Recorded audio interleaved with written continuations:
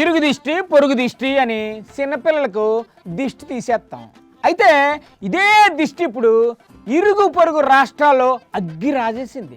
పవన్ కళ్యాణ్ వెంటనే క్షమాపణ చెప్పాలని, లేకపోతే ఆయన సినిమాలు ఆడనివ్వం అని వార్నింగ్ ఇచ్చారు కోమటిరెడ్డి వెంకటరెడ్డి గారు.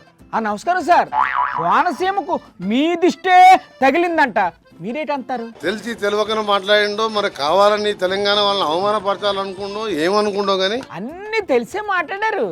కోనసీమ పచ్చదనం కారణంగానే రాష్ట్రం ఇడిపోయిందంట.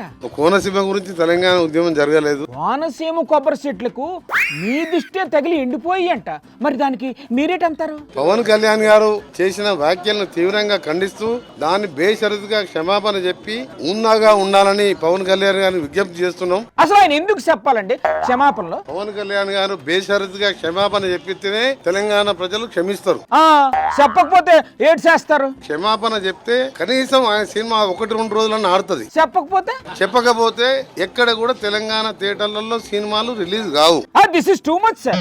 మీరెవరు సార్ ఆ మాట చెప్పడానికి? సినిమా ఆటోగ్రాఫర్ మినిస్టర్ గా నేను చెప్తున్నా ఈ మాట. హోయమ్మో ఓర్ నాయనో, ఈ ఎవరమంతా సోతుంటే కోనసీమ కొబ్బరి చెట్లకేమో గాని పవన్ కళ్యాణ్ గారు సినిమాలకు దిష్టి తగిలేలాగా ఉంది.